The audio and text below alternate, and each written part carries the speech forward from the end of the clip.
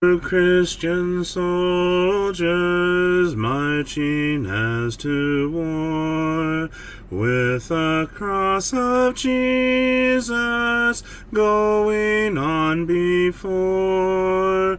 Christ the royal master leads against the foe. Forward into battle, see his banners go. Onward, Christian soldiers, marching as to war, with the cross of Jesus going on before. Oh, for a faith that will not shrink, though pressed by every foe, that will not tremble on the brink of any earthly woe, that will not murmur or complain beneath a chastening rod, but in the hour of grief or pain will lean upon its God. A faith that shines more bright and clear when tempests rage without, that when in danger knows no fear, in darkness feels no doubt. Lord, give us such a faith as this, and then whate'er may come, we'll taste and hear the hallowed bliss of an eternal home. A charge to keep I have, a God to glorify, a never-dying soul to save, and fit it for the sky, to serve the present age, my calling to fulfill. Oh, may it all my powers engage to do my Master's will. Arm me with jealous care, as in thy sight to live, and O thy servant, Lord, prepare a strict account to give. Help me to watch and pray, and on thyself rely, assured if I my trust betray, I shall forever die. Rise up, O man of God, have done with lesser things, give heart and mind and soul and strength to serve the King of Kings. Rise up, O man of God, his kingdom tarries long. Bring in the day of brotherhood and end the night of wrong. Rise up, O man of God, the church for you doth wait. Her strength unequal to her task, rise up and make her great. Lift high the cross of Christ, tread where his feet have trod, as brothers of the Son of Man, rise up, O men of God.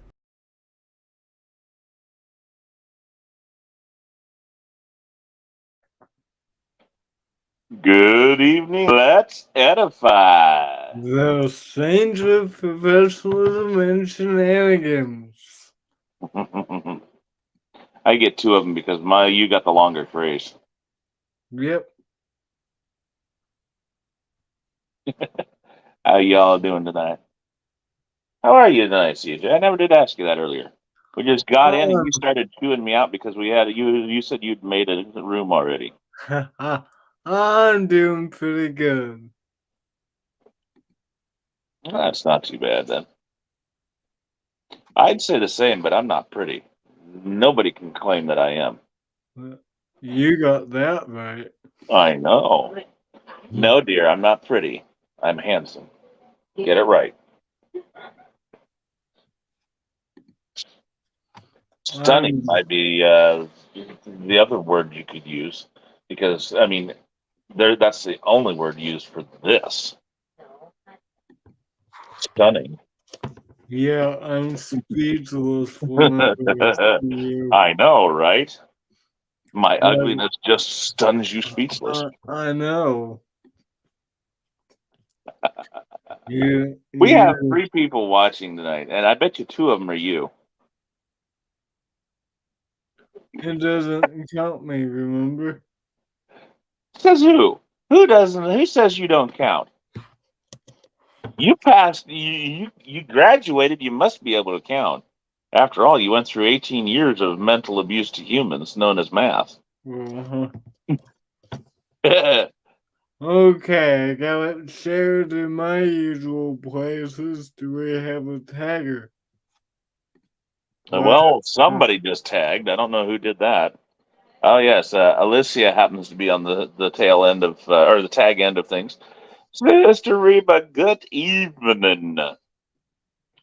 It is indeed Acts study tonight, yeah, and we're already late, and that's two parts because I was late getting started on Bible reading for Let's Read the Bible, whole Bible, and that of course meant that we finished up late, and then, well, CJ and I sat there and chatted just a little bit, like maybe for possibly five. No, let's see here. I joined the room at 8:30, which means that now that we're 7 minutes in, yep, we chatted for about 10 minutes yeah, as he was playing around with the format of the slides, the PowerPoint. I can call it PowerPoint now, not that keynote stuff. yeah. Hey, Carol. Good evening. Good to see you. Hopefully, your signal stuff has resolved. Neat. Yeah, that's what I'm hoping. It seemed to be okay. Carol was Um, having trouble with her signal earlier, where if oh, she put her phone down, she lost connection to Let's Read the Whole Bible. huh. And then Oh, when she picked it back up, it took her forever to get back in. alright, well, so You are a lot less blurry, by the way, and no pixelated. do we want to sing or just Let's get. jump right in because I have a feeling you're going to talk our ears off. Hey, Sam, how you doing? Good morning, Sam. Sarah Carroll says yes, her signal issue has seemed to resolve. We are in Acts of the Apostles, the book known as Acts, and we finished last week the 17th chapter. Chapter 17 saw Paul chased from Philippi to Amphipolis, Apollonia, and up to Thessalonica, which is where we pick up in 17 with him. After three Sabbaths there, exhorting, teaching, if you will, the Jews, he turns to the Greeks and converts a large number of Greeks as well as a large number of chief women there, and number of the Jews. And the other Jews got all jealous, and so they caused a lot of trouble. That trouble resulted in Jason, whose house joined the synagogue. They shared a common wall, as it were. He, they, the the Jews and base fellows of the synagogue descended on Jason, stormed his house, looking for Paul and his company. And when they didn't find him, they instead grabbed hold of Jason and another brother, drugged them before the magistrates, and Jason and said brother, who is not named, um, were forced to pay a sum as security and then released. Now, in the meantime, Paul has been sent on, kind of in a roundabout way, to hide where he's really going. But they send him on to Berea, and we have the wonderful one-line description of the Bereans, in that they were more noble than those in Thessalonica, and that they searched the scriptures daily to see whether these things were so. Now, as is the case, as soon as the Jews in Thessalonica found out that Paul was in Berea, well, they came a hot footing it over there to see what trouble they could cause there.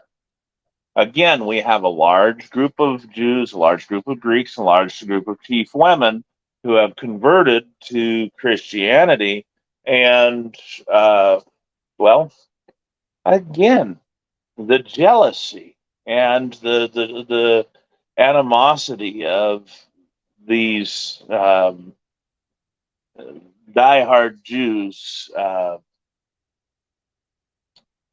creates havoc, and Paul is again chased out of town, as it were, just so that oh,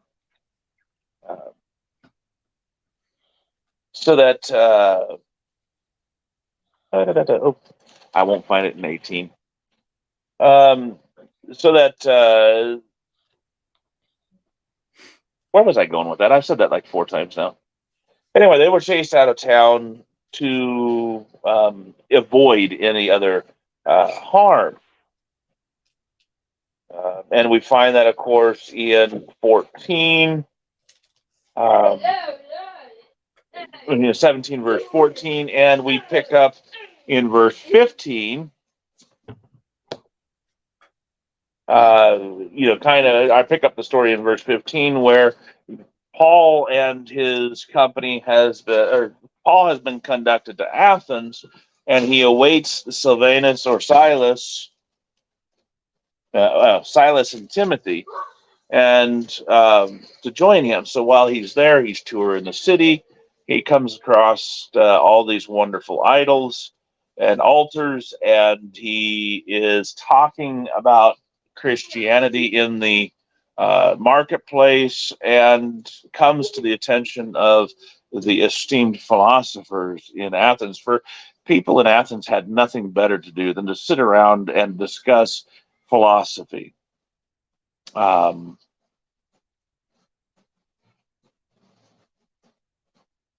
Sam's got to go provide for his family, so you take care of that there, brother. And we know that you'll be back to listen as you are able, and we love you. Take care of that. Carol said she just did it again. She pressed the notification that was sent to her a few minutes ago. She's okay now, so good. All right, so he comes to the notice of the philosophers, and they drag him up to this great big amphitheater known as the Areopagus, and said, okay, what is it you're talking about? We want to hear more. So he begins with one of those statements that is a compliment, yet also an insult. I perceive that you are very religious, okay? Because you not only have all these altars here to all these gods, but you also include the one you might have forgotten, the one you don't know about, just so you cover all your bases. So I'm going to inform you about him. And he then preaches to them about this unknown God, or previously unknown God to them. And at the end, many believe, and many also didn't. And some thought he was insane. and others thought he had the most interesting theory or philosophy, so they wanted to hear more of it at a time. And we ended the chapter last week with talking about how two of these individuals were named, that being Dionysius and Damaris. And it's interesting because what we talked about then at the end of the class last week was that this was a male and a female philosopher. And we wanted to show the equality under the Roman system, but also under the Christian system. That you know the the the the promise of God is open to all, regardless of gender and regardless of status. And we open tonight with chapter 18, which is where CJ comes in to play, and he gets to tell me how many verses we are going to begin reading with. All right, let's get the first 17 verses before us, and then we'll say a few things about it. Hmm. Okay, that ought to cover two classes. After these things, Paul departed from Athens and came to Corinth. You gonna bring that? What? We're in 18. We're gonna go all the way through 17. So we're verse 1. After these things, Paul departed from Athens and went to Corinth. And he found a certain Jew named Aquila, born in Pontus, who had recently come from Italy with his wife Priscilla, because Claudius had commanded all the Jews to depart from Rome, and he came to them. So, because he was of the same trade, he stayed with them and worked. For by occupation they were tent makers. And he reasoned in the synagogue every Sabbath and persuaded both Jews and Greeks. When Silas and Timothy had come from Macedonia, Paul was compelled by the Spirit and testified to the Jews that Jesus is the Christ. But when they opposed him and blasphemed, he shook his garments and said to them, "Your blood be upon your own heads. I am clean. For from now on I will go to the Gentiles." And he departed from there and entered the house of a certain man named Justus, one who worshipped God, whose house was next door to the synagogue. Then Crispus, the ruler of the synagogue, believed on the Lord with all his household, and many of the Corinthians, hearing, believed and were baptized. Now, the Lord spoke to Paul in the night by a vision. "Do not be afraid, but speak, and do not keep silent, for I am with you, and no one will attack you to hurt you, for I have many people in this city." And he continued there a year and 6 months, teaching the word of God among them. When Gallio was proconsul of Achaia, the Jews with one accord rose up against Paul and brought him to the judgment seat, saying, "This fellow persuades men to worship God contrary to the law." And when Paul was about to open his mouth, Gallio said to the Jews, 14 up, please, Alicia. "If it were a matter of wrongdoing or wicked crimes, O Jews, there would be reason why I should bear with you. But if it is a question of words and names and your own law, look to it yourselves, for I do not want to be a judge of such matters." And he drove them from the judgment seat. Then all the Greeks took Sosthenes, the ruler of the synagogue, and beat him before the judgment seat. But Gallio took no notice of these things. All right, thanks, Levi. I want to point out just a few things in this passage. Verse 1, we find that Paul left Athens and went to Corinth. And so he was previously here at Greece, Athens, the region of Greece, and now he's traveling down here to Corinth. And when he gets to Corinth, if you look at verse 2, he Verse 2 of this, yeah. he finds a Jew named Aquila, a native of Pontus, recently came from Italy, and his wife Priscilla. And so he meets Aquila and Priscilla, and Aquila is from Pontus, and uh, Priscilla is from,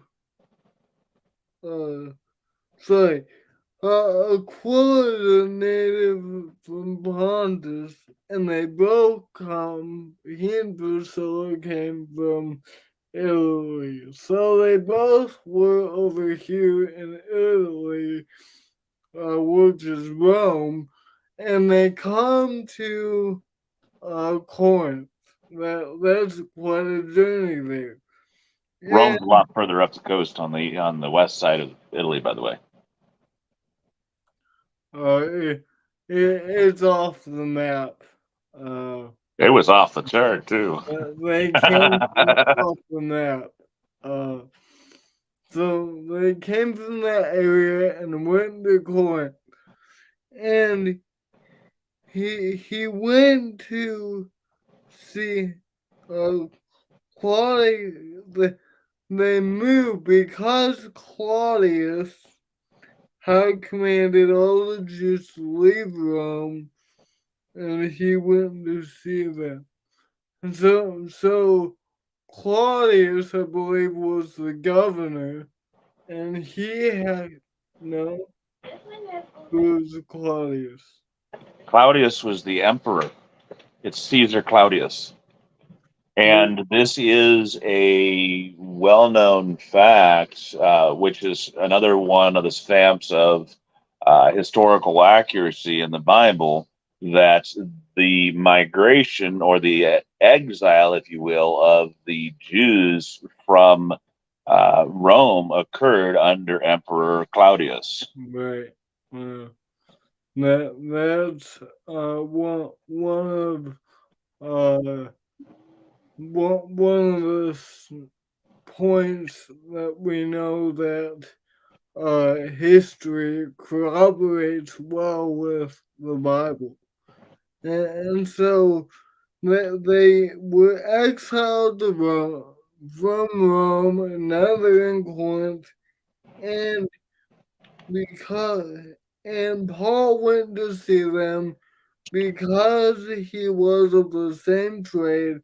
He stayed with them and worked, for they were tent makers by trade. And there's something to be said about work. Uh, you notice Paul had gospel work. That's what he was sent for, but he also had to make a living. Yes, he got support from the Philippians, and other congregations slowly, but he had a job. And I wanted to point out Paul's own words in 2 Thessalonians 3:10. Do you want to read that, Levi? 2 Thessalonians 3:10, for even when we were with you, this we commanded you, if any will not work, neither let him eat. So, we see here that Paul is practicing what he tells the Thessalonians. He has a job, he has a trade, he's a tent maker with Aquila and Priscilla. And also that tent making job did not stop him from doing the Lord's work. Because if you go back to the text, in verse 4, we read that he is still reasoning in the synagogue every Sabbath, and persuading both Jews and Greeks. And we talked about this a little bit a couple weeks ago. But why would Greeks be in the synagogue, Levi? They would only be in the synagogue if they were proselyte, converted to uh, Judaism. Right. And so I was thinking of another place, but that's right. So he's among the Jews and Greeks who were converted, and as his custom, he reasoned with them and tried to persuade them. And again, we notice the pattern. In Romans 1 16 and 17, he says, the gospel was proclaimed first to the Jews and also to the Greeks, to the Gentiles. In every place, he goes first to the Jews and then to the Gentiles. Of course, when there is a synagogue he can go to. And then Paul and Silas, Paul and Silas, in verse 5, we read that Silas and Timothy arrived from Macedonia. So if we go back to a map, they're up here in Macedonia and they go down to Corinth.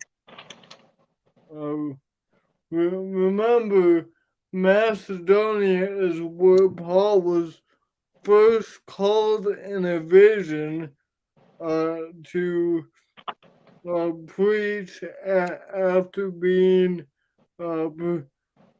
prohibited to go to Bithynia and other places.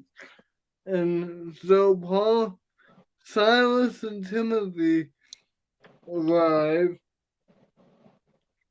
from Macedonia, and they accompany, and Paul was occupied with the word, testifying to the Jews that Christ was Jesus. Notice Paul's message. Hey, Raul, good to see you. Hey, Ruel. Paul's message is consistent. Jesus is the Christ, the Son of God.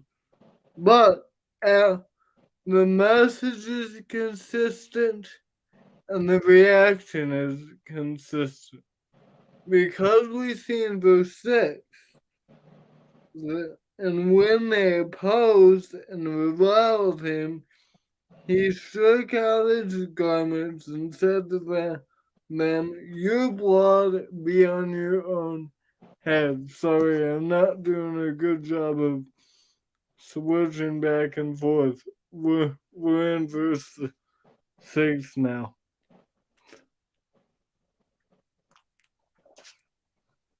Is any bit? There we go. Paul and Silas come down in verse 5. We're in verse 6. So, when they opposed him and blasphemed, he shook his garments and said to them, your blood be upon your own heads. I am clean. From now on, I will go to the Gentiles. And so he is practicing what Jesus told his disciples in Matthew chapter 10.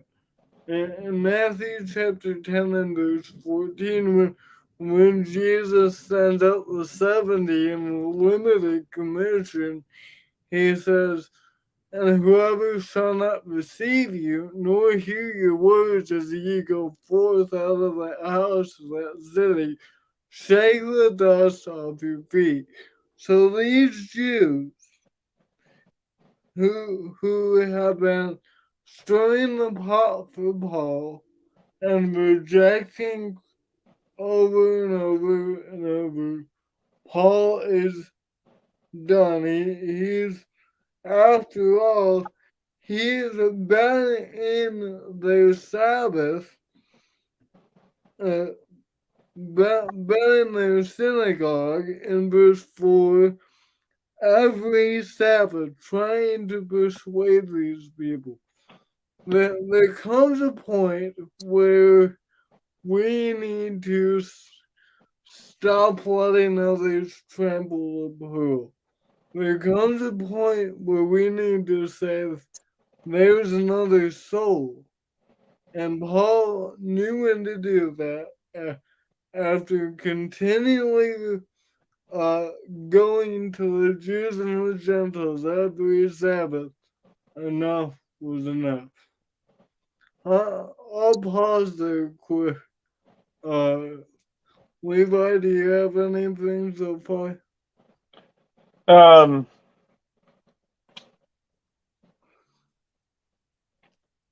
I was pondering over. Actually, I was researching Roman Empire for Claudius, but anyway,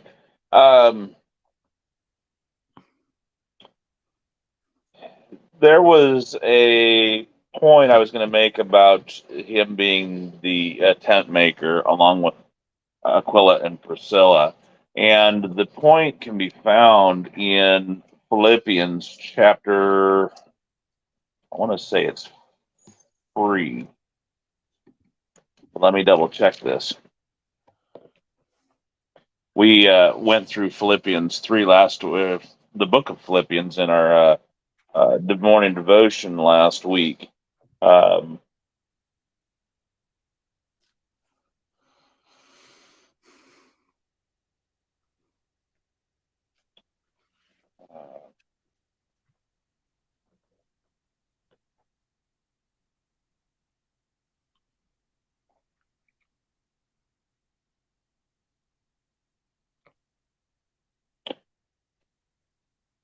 When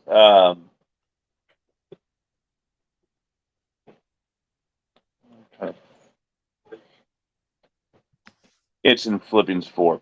In Philippians 4, Paul writes to the Philippians, and he said this not just to the Philippians, but to many of the other congregations he wrote to. But he said,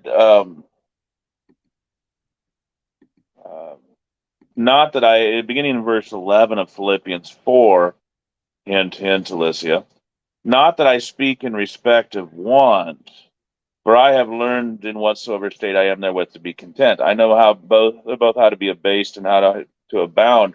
Let's see here. Now let's go down to Philippians 4.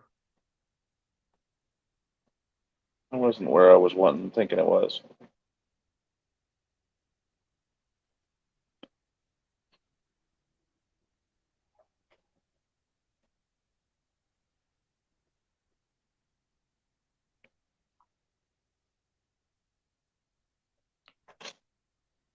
Maybe it was.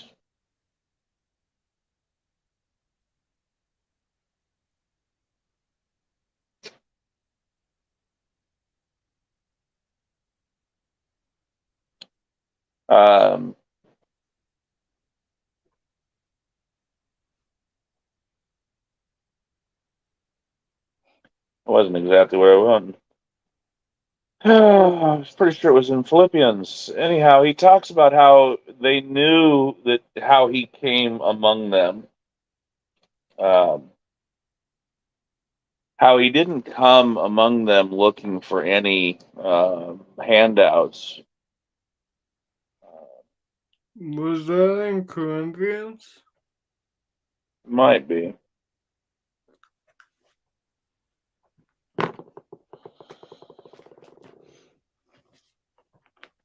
I thought sure it was the.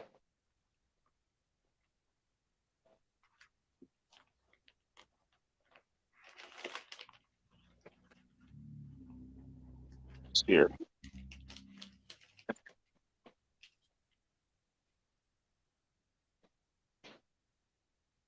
Anyhow, the point of I was going to make is that he labored. He strove at every opportunity not to be a burden upon the saints. where he was preaching. He didn't want to. Um, he didn't want to put that burden on them. He wanted to make sure that they were that he was not chargeable to them. That's right. And we see how he accomplished this. He was a tent maker. Mhm. Another point of fact is, remember in those days they had marketplaces. Well, craftsmen would ply their trade in the marketplaces. Paul and Aquila and Priscilla would be sitting at their tables, if you will, making tents, and would be able to converse with people who were looking to buy said tents. They would have their wares out ready to sell, and it made it an easy way for him to be working and supporting himself while still preaching the gospel. Right. Paul didn't just simply wander around like the lazy Athenians and do nothing more than just say, yeah, talk about the gospel. He actually worked and supported himself. Um, so and and we find out exactly how he did that. It wasn't because other churches supported him. It wasn't because the converts there supported him, and he didn't turn away their support either. But what I'm trying to point out is that he chose this way to support himself. That's right. But he is also the one that said, in regards to churches and ministers, that the ox is worthy of his hire. In essence, bringing over the Old Testament principle that those who minister by the gospel should live by the gospel. It is perfectly acceptable, and it is the right thing to do for a congregation to support its own preacher. And I know I have seen some who I've known preachers who decided that they didn't want to accept any local support because they didn't want to be held. Uh, they wanted to be blameless. In other words, they didn't want to show favoritism to anybody within the and be told what they could and couldn't preach. And then there's others that just simply, this is how I live, how I support my family, and I will preach the gospel. And and they make the point clear at the beginning that, yeah, while I take a paycheck from you, I'm not going to be uh, held captive by you. Does that Right. make sense? Yeah. Um, I'm not so, going to tailor my message. well, they definitely tailored the message to the needs of the congregation, not to the suits of the Right. congregation. Right. So I still haven't found that point in my search, but and I was certain it was here in Philippians. But anyhow, regardless, the point still stands. Right. So if we go on to verse 7. And he left there and went to the house of a man named Titus Justus, a worshiper of God. His house was next door to the synagogue. Now, Titus, two things. Titus Justus and the house of Justin were both right next to synagogues. just an observation. Let's head back to Acts chapter 18. Not trying to make anything of it, but the Christians were around the Jews, and well, people were around the Jews. So you're saying Jason and Justice both had houses next to the synagogue. Boom. Yes. Okay.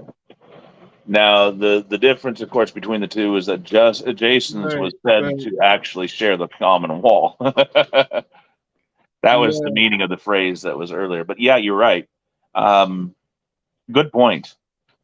And also, he is called a worshiper of God. Levi, does that sound familiar? That Cornelius. phrase, worshiper of God. Cornelius. Yeah, there's two places that I thought of. This phrase, worshiper of God, is used, and there you go. Acts chapter 10.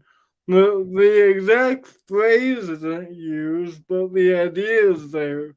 Do you want to read Acts 10 1 and 2?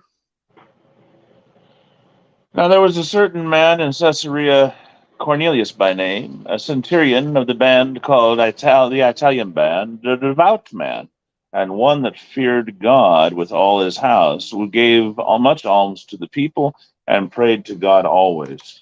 So Titus Justice is a God-fearer. Titus Justice was a worshiper of God. Cornelius was a God-fearer. And this exact phrase is described of Lydia in Acts 16:14. Lydia, a solar purple, one that worshipped God. Can you clarify something for me? You keep saying Titus Justice? Titus Justice.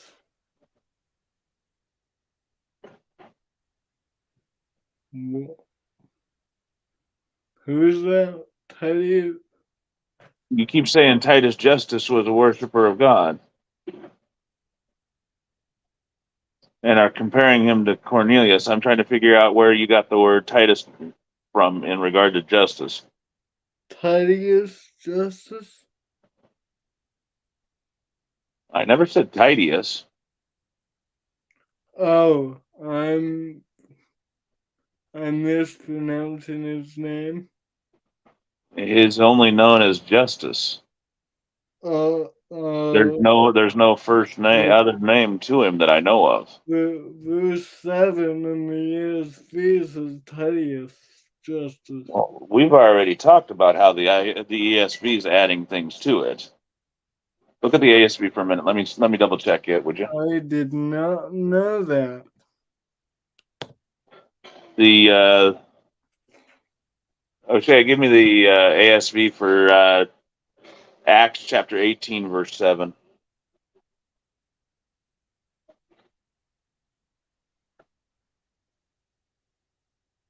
Actually, that's Crispus there. He does use Titus Justice. Titus Justice. Give me the KJV plus for it.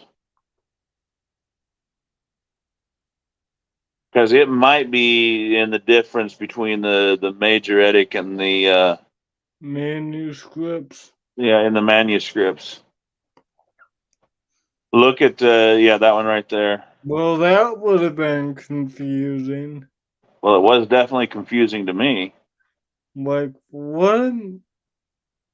Justice of Corinth, Jesus called Justus, and Joseph Barsabbas. So there's It's no. the name of three different Christians. Why is. And this is Thayer that says of Titus, a Christian at Corinth, of whom Paul lodged, or with whom Paul lodged. So Thayer has included Titus in this one.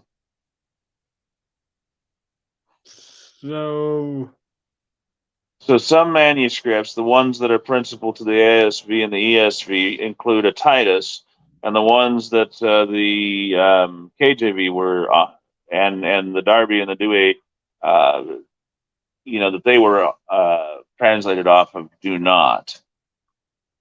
That's interesting. Interesting.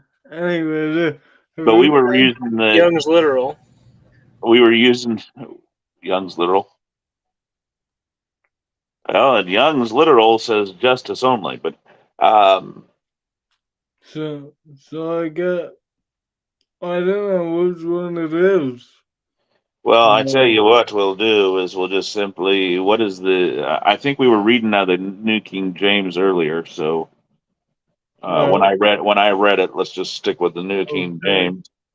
So, although you had the ASV on all of your slides. Well, they all agree he was called Justice, so that's where we're at. I've always learned him as Titus Justice. But I will find out the Titus Justice. It is, and if you're going to pronounce it right with the Titus, you need to pronounce it with Titus, not Titius. There is no E in there. Titus. Yes. Now he's just Messias Justice. So, Justice, like Lydia and like Cornelius, was a worshiper of God. I say that and bring that out is people who were not I don't know. I may be asserting something here.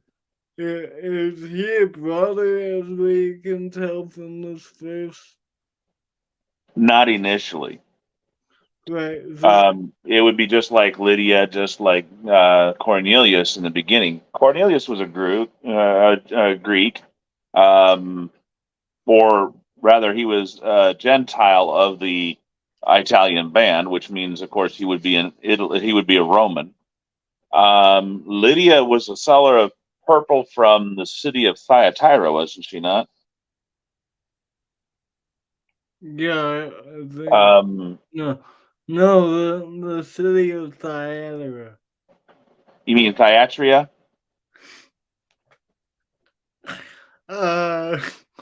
Nick, if you're watching, we love you, brother. But we do. But my point in bringing up that is there are some good, godly people who are not Christians yet. You weren't by any chance watching the evening edification yesterday, were you? That kind of ties into your point, into the point I was making last night, doesn't it? How it's at the tail end, how that when people were converted, they left their previous worship and went to serve God wholly, as in they left whatever they had been. Cornelius was one who served God. Even though he was a Gentile, he did everything that the Jews were doing. Right. And when he was converted, what did he do? He kept serving God. He left what he had been doing as a Gentile who was worshiping according to the Jewish tradition, even though he was not a Jew. And he followed God through the Christian, conduct. Lydia, same thing. She would resort to the river and would offer up prayers and her obligations there. When Paul taught her, she then believed and obeyed and left what she had been doing and became a Christian. Right. The same thing here, what we see with Justice and Crispus, even as we get into the next verse. That's right. So remember how Paul said, "I'm gonna leave the synagogue. I'm gonna leave the Jews." Well, you never know what kind of impact you have afterward. Because in verse 8, Crispus, the ruler of the synagogue, believed, and many of the Corinthians, hearing, believed and were baptized. So the impact that we have never minimize the importance of the message. You may think you have no impact on an individual, on a certain place.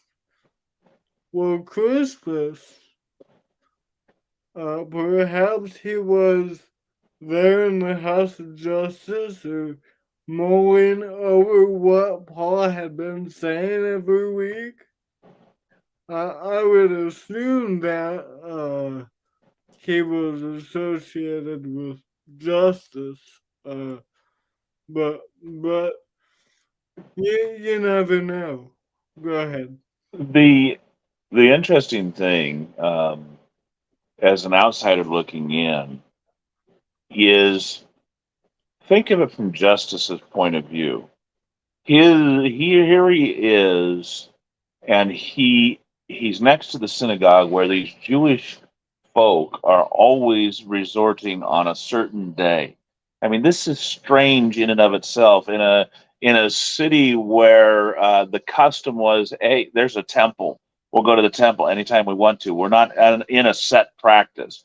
People didn't have a set day for the worship of Athena or the worship of Zeus or any one of these pantheon gods.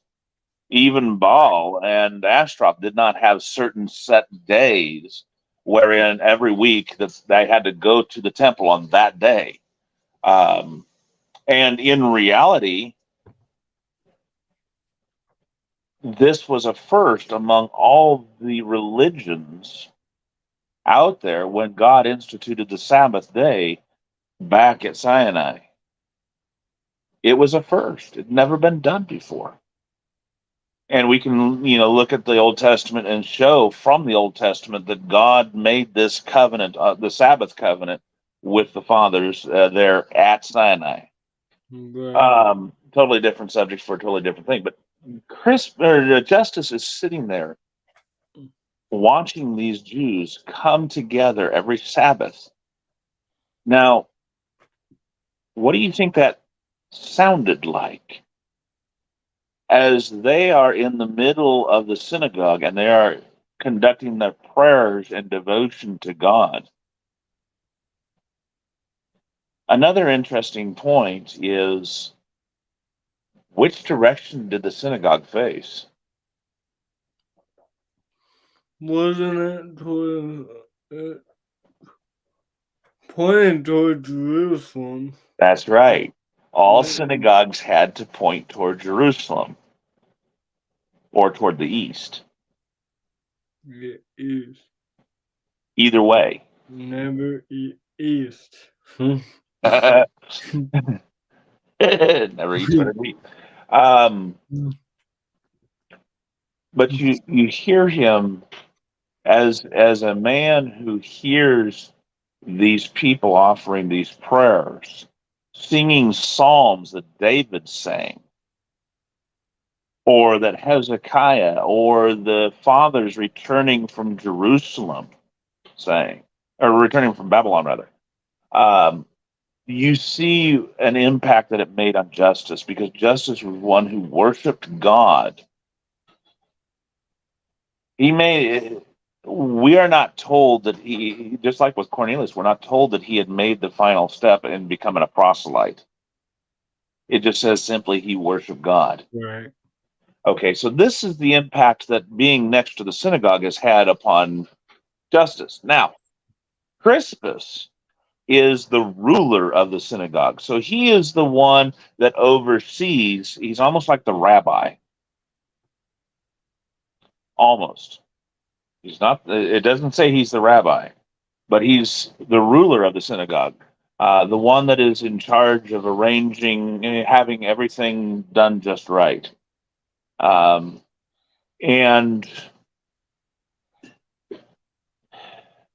Paul has, for these few days, a few weeks, has come before the synagogue all these Sabbath days and has reasoned with these Jews and with any of the Greeks that are there.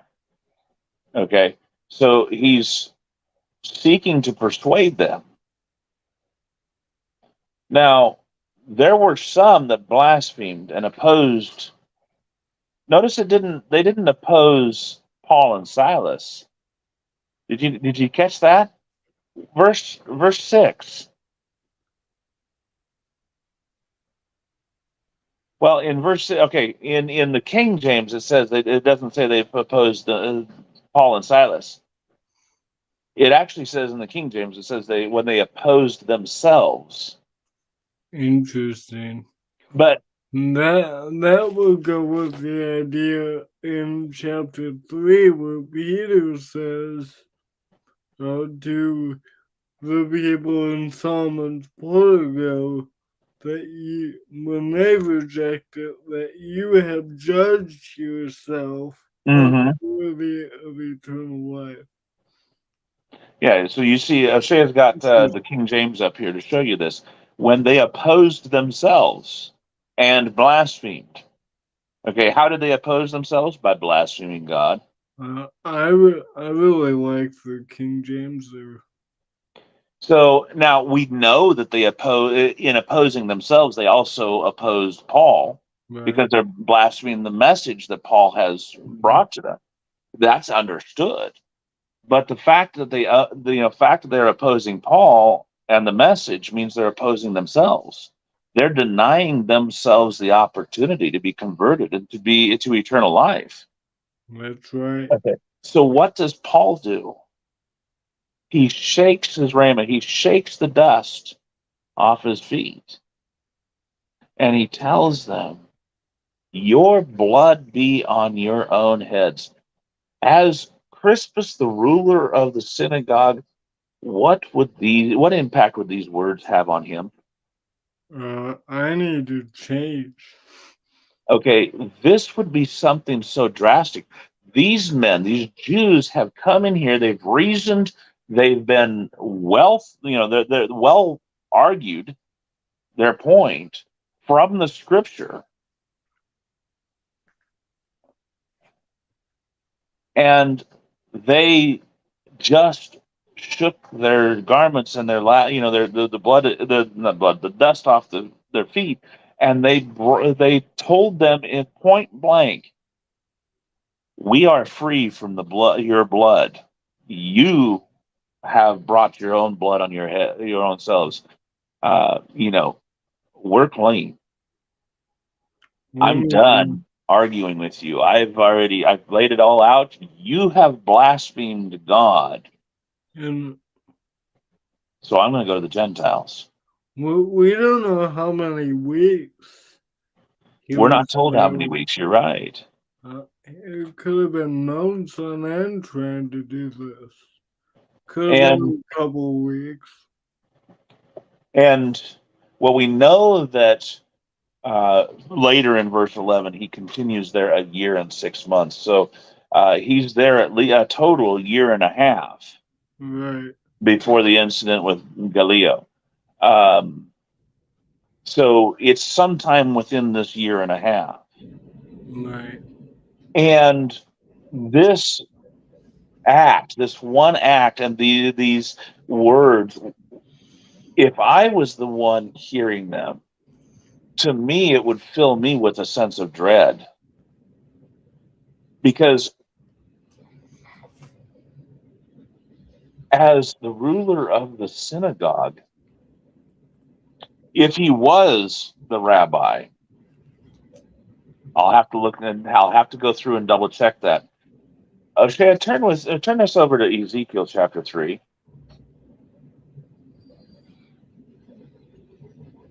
And let's look at verse 17 and through 21. And if you could, because my throat's getting really dry, could you read that for us? 17 through 21. Why, certainly. Why not? 17 through 21. Yes. Son of man, I have made thee a watchman unto the house of Israel. Therefore hear the word at my mouth, and give them warning from me.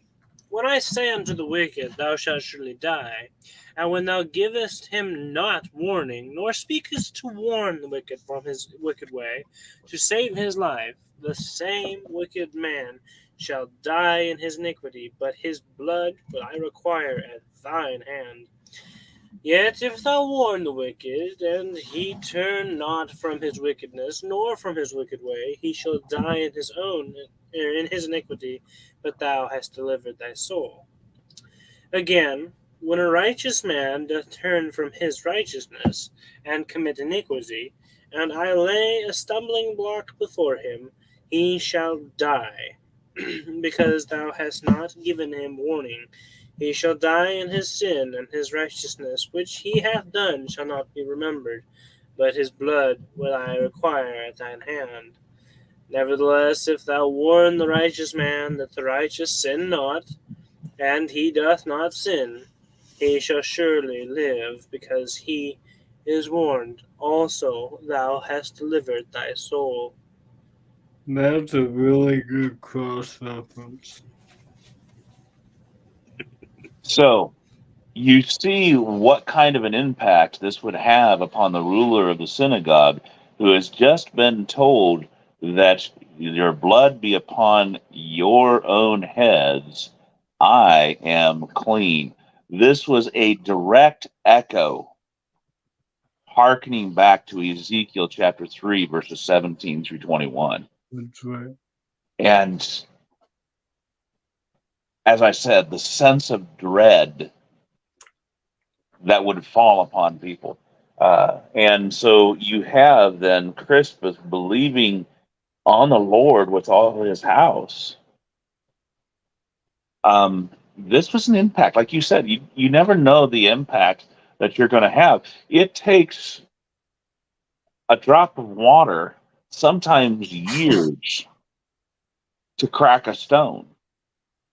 Years of continual dripping to wear that stone to the point of where the water gets in and expands, and gets in, freezes, and expands if it's in a cold, arid place. Or it takes years, centuries sometimes, for such a rock to be worn away by such a dripping. You don't know. You just never really know. But what we do know is that upon hearing this message, Crispus and all of his household and many of the Corinthians heard and were Christians, right? Right. Wrong. Well, that heard they believed and they were baptized. They're hearing, believed, and were immersed. Yep. Acts chapter 18, verse 9, or 8 rather. Well, we kind of got through half of what I wanted to get through. I told you it'd take you 2 classes. But this is really potent. I mean, there's some really good points that that are contained within these verses right here. Yeah.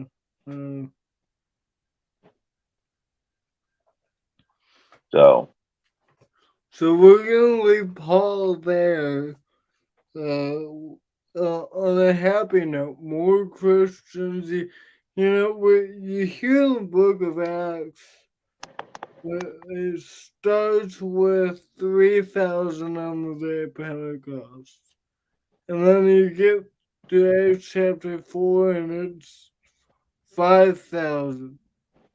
And then you get to chapter 6 and it says the word of God multiplied it. And you get all throughout the book of Acts. And now there's this big army of Christians, and it all happens the same way. They hear the message, the same message.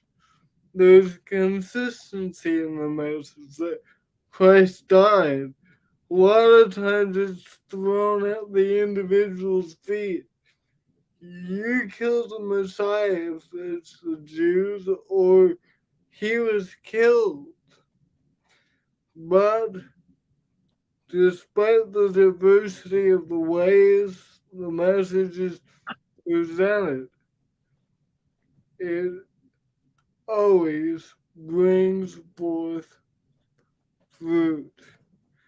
Not in all people. Stephen was stoned, but it will always produce fruit in ones that are willing to obey. Go ahead, Levi. You know, like you were saying, it began with 3,000 on the day of Pentecost, 5,000 shortly thereafter, multiplying to regions. And in fact, by the time you get done with the book of Acts, the entire world had been turned upside down. And regardless, the point that you're trying to make is this, that no matter what, when the gospel is preached in its entirety and its simplicity, it will always have an impact on person. Right. Now, it may not be the same impact.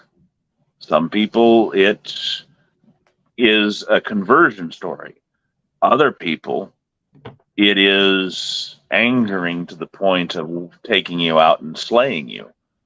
But it will always impact a person.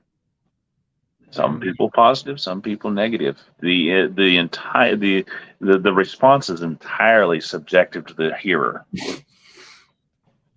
However, the fruit that is born, when fruit is born, is always the same fruit, because the gospel seed will only produce the gospel fruit, because the gospel seed is the eternal life of the believer. That's right.